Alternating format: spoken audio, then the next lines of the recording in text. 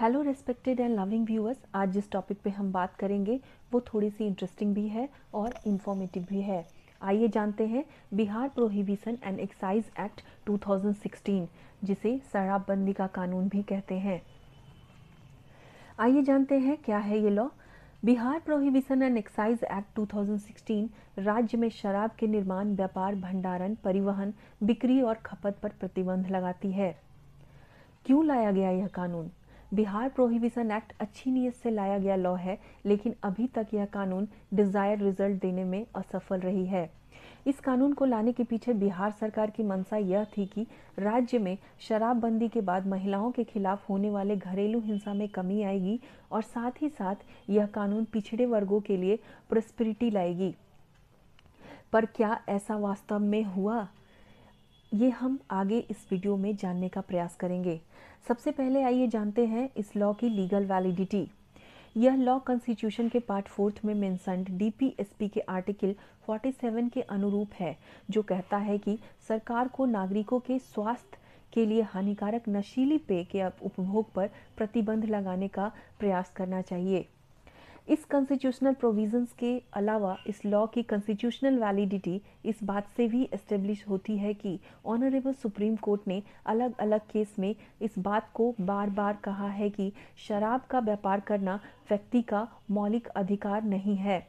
उदाहरण के लिए Cooverjee B versus the excise commissioner and the chief commissioner Ajmer 1954 में ऑनरेबल सुप्रीम कोर्ट ने फैसला सुनाया कि किसी को भी नशीली पदार्थ बेचने का मौलिक अधिकार बिल्कुल नहीं है। दरअसल इस आधार पर केरल शराबबंदी को ऑनरेबल सुप्रीम कोर्ट ने Kerala bar hotels association versus state of Kerala 2015 में वैध भी ठहराया है। आज हम कुछ कारण बताने जा रहे हैं कि क्यों Bihar prohibition and excise act 2016 को रिपील किया जाना चाहिए। सबसे पहले तो यह कानून व्यक्ति के मौलिक अधिकार का हनन करती है। हालांकि ऑनरेबल सुप्रीम कोर्ट ने नशीली पदार्थ बेचने को आर्टिकल 19(1)(g) के अंतर्गत व्यक्ति का फंडामेंटल राइट नहीं माना है, परंतु भारत भर में विभिन्न उच्च न्यायालयों से संविधान के आर्टिकल 21 की व्याख्या करते हुए राइट टू प्राइवेसी और right to freedom of choice को आर्टिकल 21 में उल्लेखित राइट टू लाइफ के अंतर्गत निहित अधिकार माना है। बाद में K S. Puttaswamy versus union of India 2017 में ऑनरेबल सुप्रीम कोर्ट ने भी माना कि right to privacy Indian constitution के आर्टिकल 14, 19 और 21 के तहत मौलिक अधिकार के रूप में संरक्षित है। अपने घर में उचित तरीके से शराब पीना व्यक्ति का राइट टू प्राइवेसी है और right to freedom of choice के रूप में उसका मौलिक अधिकार है। ऐसे में शराबबंदी कानून व्यक्ति के मौलिक अधिकार का उल्लंघन भी करती है। इसके अलावा इस कानून के आने के बाद से मुकदमों की बाढ़ आ गई है। जैसा कि इस कानून के लागू होने के बाद से माननीय पटना हाईकोर्ट में बेल पिटीशन का अंबार लगा हुआ है। इस वजह से साधारण बेल पिटीशंस का फैसला करने में भी 1 साल लग जाता है।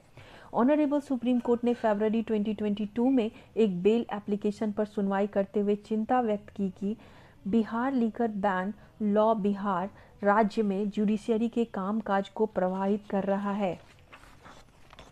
माननीय पटना हाई कोर्ट के 14-15 जजेज केवल Bihar prohibition and excise act के तहत की गई गिरफ्तारी से संबंधित बेल पिटीशंस पर सुनवाई कर रहे हैं और कोई अन्य मामले उठाए नहीं जा रहे हैं। इस कानून के पारित होने से पहले जुडिशियल इम्पैक्ट असेसमेंट नहीं किया गया है। हाल ही में ऑनरेबल सुप्रीम कोर्ट ने कहा कि इस लॉ के पारित होने से पहले जुडिशियल इम्पैक्ट असेसमेंट नहीं किया गया है और बिहार सरकार को फटकार लगाते हुए यह भी कहा कि इस लॉ ने अदालतों के कामकाज को बाधित किया है। जुडिशियल इम्पैक्ट असेसमेंट का अर्थ है कि विधायिका को कानून बनाते वक्त इस बात का हमेशा ध्यान रखना चाहिए कि जो कानून उनके द्वारा लाए जाएं वह न्यायपालिका के कामकाज को प्रभावित ना करने पाए। जो कानून न्यायपालिका के कामकाज पर दुष्प्रभाव डाले और जो उनके भार को और अधिक बढ़ाए, वैसे कानून को प्रोत्साहित नहीं किया जाना चाहिए। दिसंबर 2021 में विजयवाड़ा में आयोजित एक सेमिनार में भारत के तत्कालीन चीफ जस्टिस एन.वी. रमना ने भी बिहार के शराबबंदी कानून को नीतीश कुमार सरकार का शॉर्ट साइटेड डिसीजन बताया था। वर्तमान समय में बड़ी संख्या में लोग केवल शराब के सेवन के लिए जेल में हैं और उनमें से अधिकांश समाज के आर्थिक रूप से कमजोर वर्गों के हैं। एनसीआरबी के आंकड़े बताती हैं कि अप्रैल 2016 से फरवरी 2022 तक कुल मिलाकर के 4,45,165 लोगों को शराब कानून के उल्लंघन के आरोप में गिरफ्तार किया जा चुका है। जिनको गिरफ्तार किया गया है उनमें से अधिकांश समाज के आर्थिक रूप से कमजोर वर्गों के लोग हैं। पिछड़े वर्गों की समृद्धि के उद्देश्य से लाया गया कानून वास्तव में उनकी दुर्दशा का कारण बन गया है, क्योंकि उनके पास अपने लिए वकील रखने के लिए पैसे नहीं हैं और उनका मामला वर्षों तक लंबित रहता है। इस कानून के पारित होने के बाद पैरेलल इकोनॉमी पनपने लगी है और सरकारी खजाने को भारी रेवेन्यू लॉस हुई है।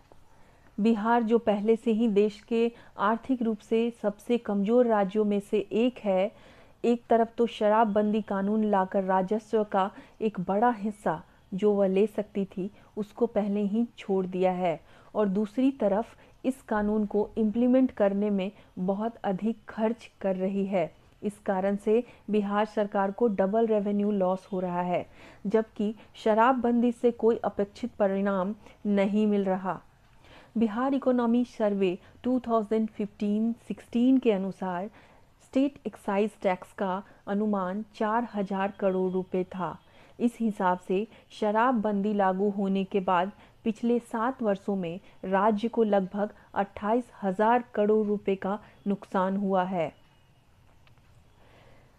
इसी के साथ साथ अगर महंगाई दर को भी जोड़ दिया जाए तो यह आंकड़ा 40,000 करोड़ का होगा। राज्य में शराबबंदी के बाद तस्करी ने अपना जड़ पकड़ लिया है और कालाबाजारी की पैरेलल इकोनॉमी फल फूल रही है। इस नीति ने राज्य को गरीबी की ओर धकेलने में अपनी अहम भूमिका निभाई है।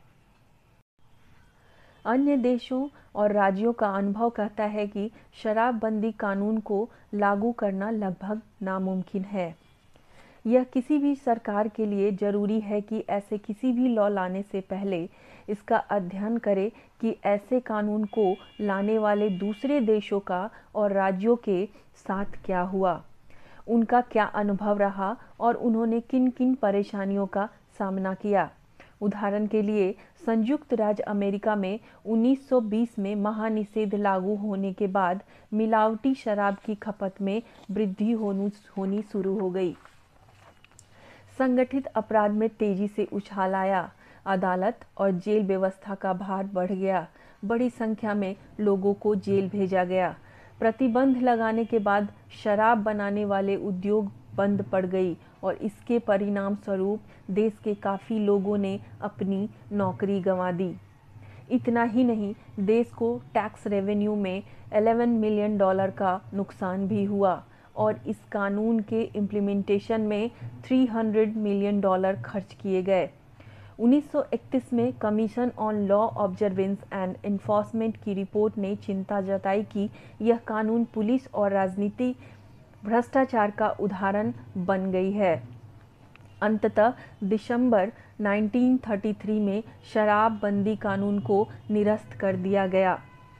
ऐसे ही भारत में भी ऐसे कई राज्यों ने शराबबंदी कानून को लाया और फिर इम्प्लीमेंटेशन में विफल होने के बाद इस कानून को निरस्त कर दिया गया।